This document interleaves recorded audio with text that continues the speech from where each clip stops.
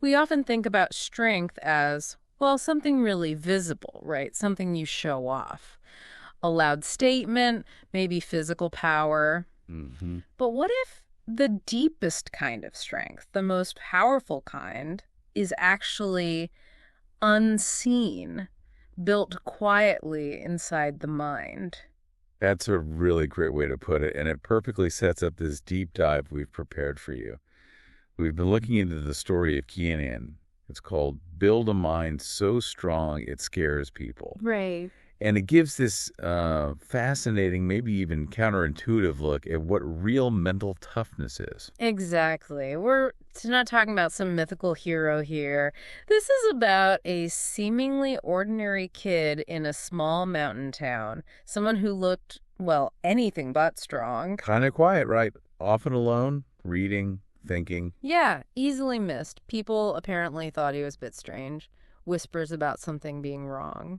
But underneath all that, as the story suggests, he was actually building something huge inside mental strength. So, our mission here really is to unpack how he did that, to pull out the core ideas from Kian's journey, and crucially, see how you, listening right now, can maybe use some of these insights. Whether you're facing big challenges or you're just curious about, building up that inner resilience. Makes sense.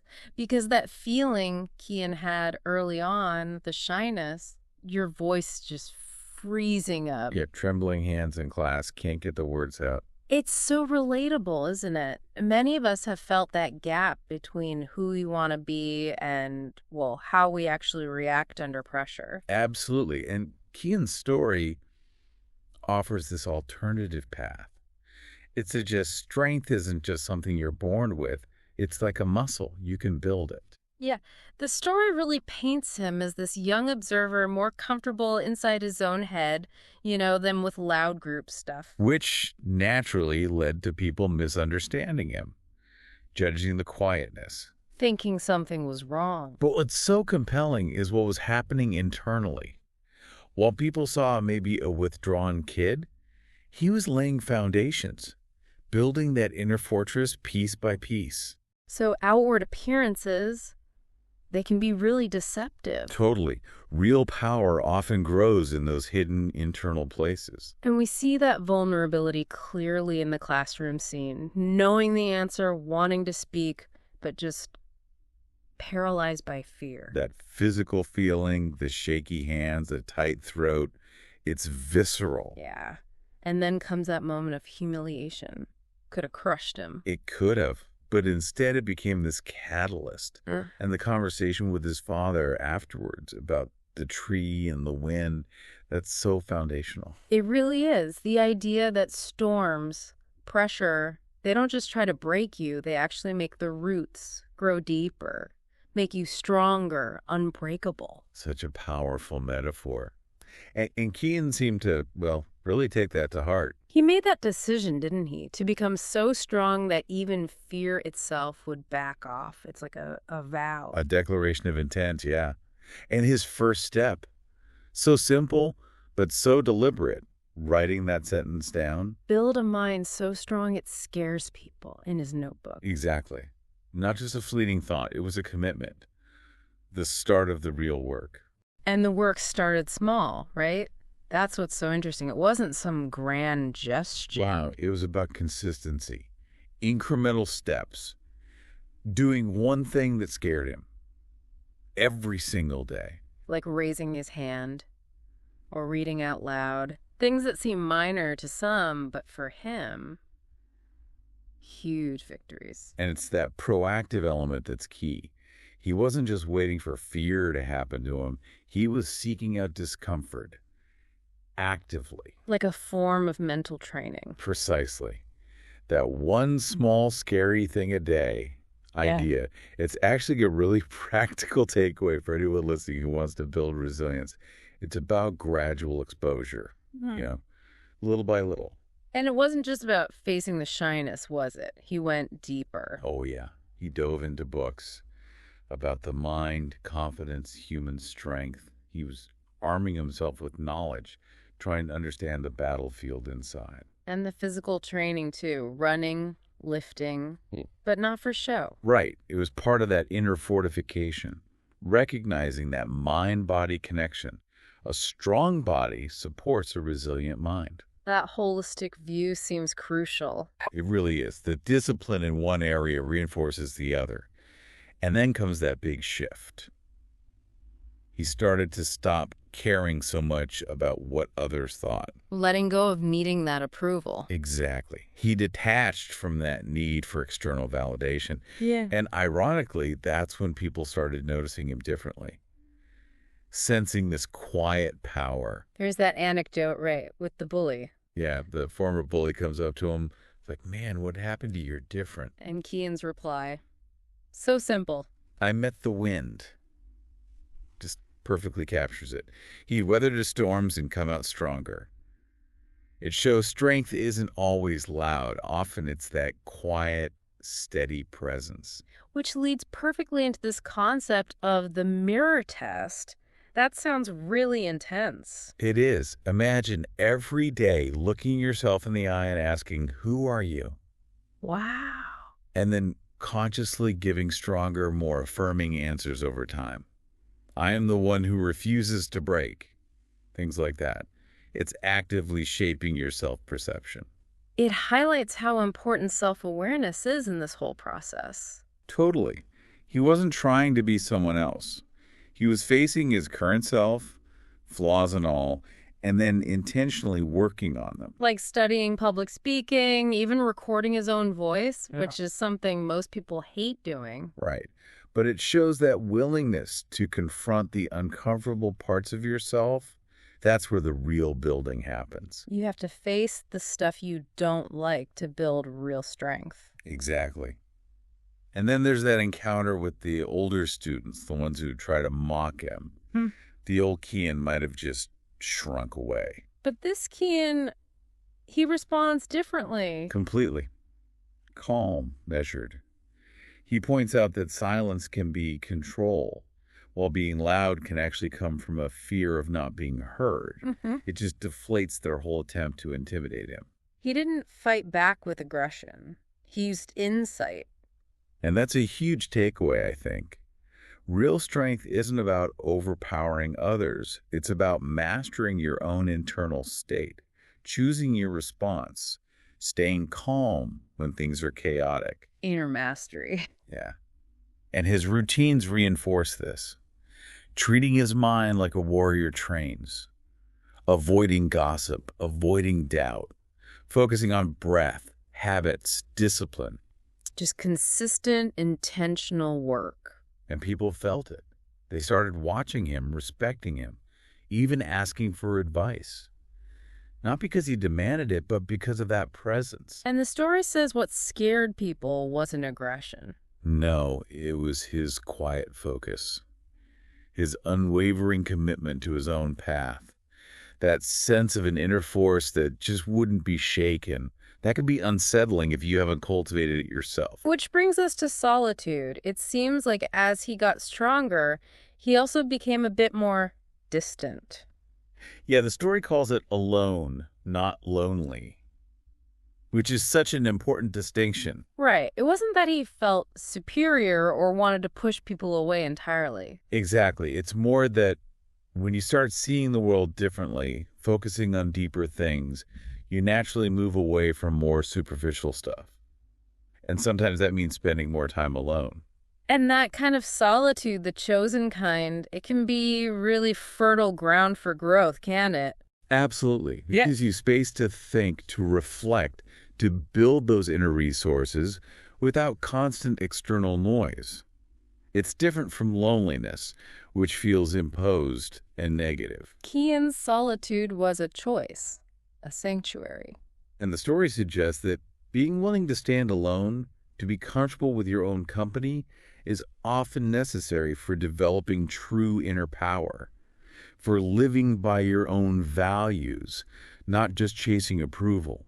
He was still kind, still helped people. Oh, for sure. But his motivation wasn't needing to be liked anymore. It came from a genuine place. His main driver became simply progress, self-improvement. And we see that commitment in his crazy discipline, waking up at 4:30 a.m. Right. For writing, reading, running. Rules like no social media before 10 a.m., no complaining, daily writing, always doing one hard thing. These weren't just habits, they were like promises. Promises to that unbreakable version of himself he was striving for. It highlights all the unseen work, doesn't it? The world sees success later and calls it luck or connections. Now, when really it's built on years of that kind of grind, like his academic success, getting into that leadership camp, it wasn't accidental. And that leadership camp story is revealing. Chaos everywhere. Competing egos, no clear plan. And Kian, quietly, strategically, helps his team find clarity and succeed. His calm mind brought order. It shows leadership isn't always about being the loudest and the instructor's feedback. You have something most people never develop: presence. Exactly. And that presence came from being solid inside, not from being forceful outside. His journal entry sums it up so well. Alone is not empty. It is full of truth. I am aligned. If the price of strength is silence, I will pay it every day. Wow. It really drives home that strong minds are built in the quiet, in the struggle, often in solitude. Okay, so he's built this incredible inner strength, but then life throws him a massive curveball: the collapse. Yeah, the phone call. His father, a critical heart condition. Suddenly everything feels unstable. It's that reminder, isn't it?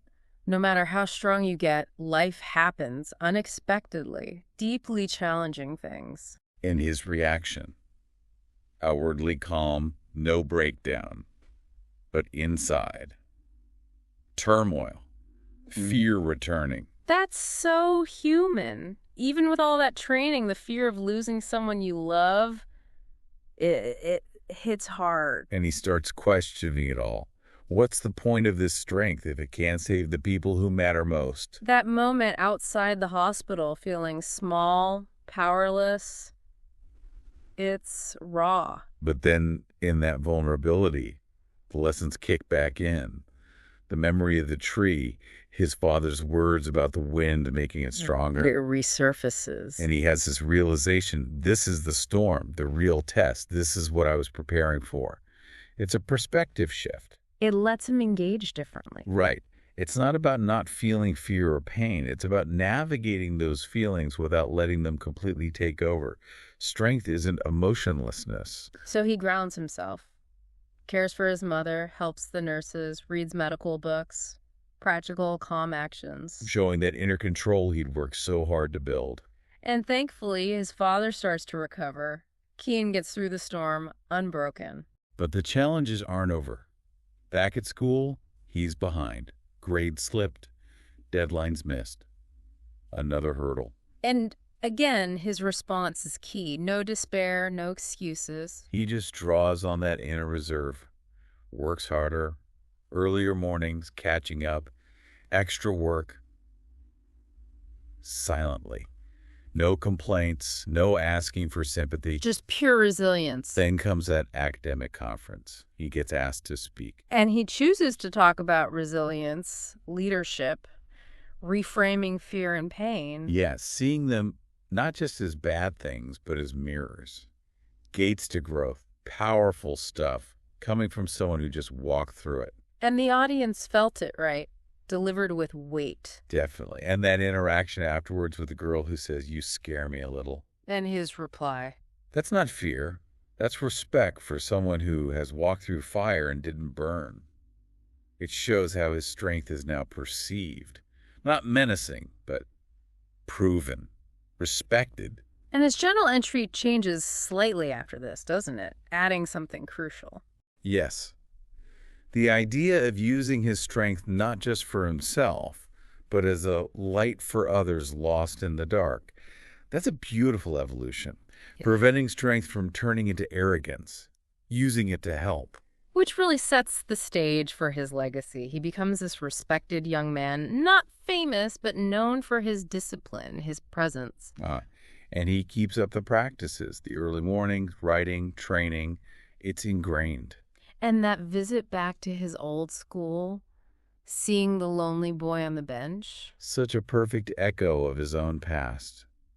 And his interaction is so gentle, sharing wisdom about building from within, finding strength in solitude, facing fears. Just leaving a little spurk. Yeah. And his final journal thoughts really summarize his philosophy. The mind as a kingdom to rule, strength as inner peace. The goal not being to scare anyone, but to be so steady and free that fear just steps aside. That unseen crown metaphor captures it well. It's not visible, but it's definitely felt. Which leads us right into the final part of his story. Legacy. The quiet movement.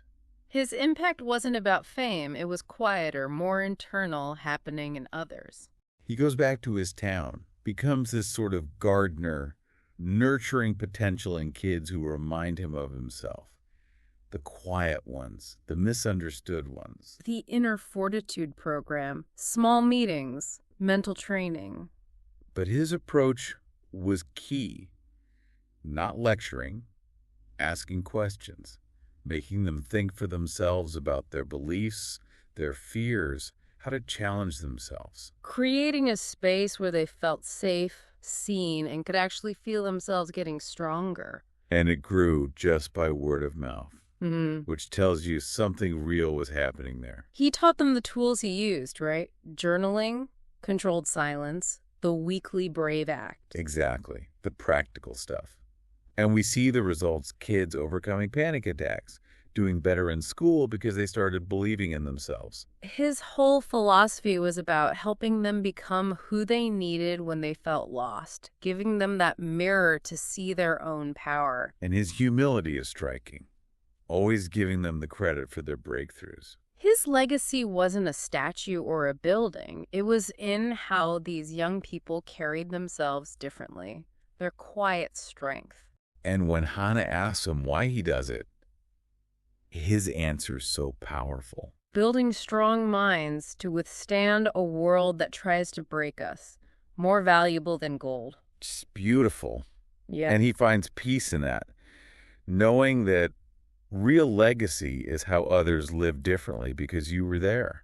So reflecting on Kian's whole journey, it's so clear it wasn't about typical success, was it? It was all about the power of that inner work. Absolutely. The key things that jump out are, well, the power of consistent effort, right? Embracing discomfort, that's huge. Finding strength in solitude. And just sheer resilience when life hits you. And as you've been listening to this, think about how Kian's story connects to your own life. What challenges are you facing? Where could you maybe cultivate a bit more inner strength? Yeah, his story gives you a kind of blueprint, not to become intimidating, but to become so grounded, so resilient, so self-aware that your own fears start to lose their grip. So here's something to maybe chew on. What kind of unseen crown do you want to build inside yourself? What's one small thing, one consistent step you could start taking, maybe even today, to begin building that inner fortitude? Because remember, true lasting strength, it often whispers, doesn't usually need to roar.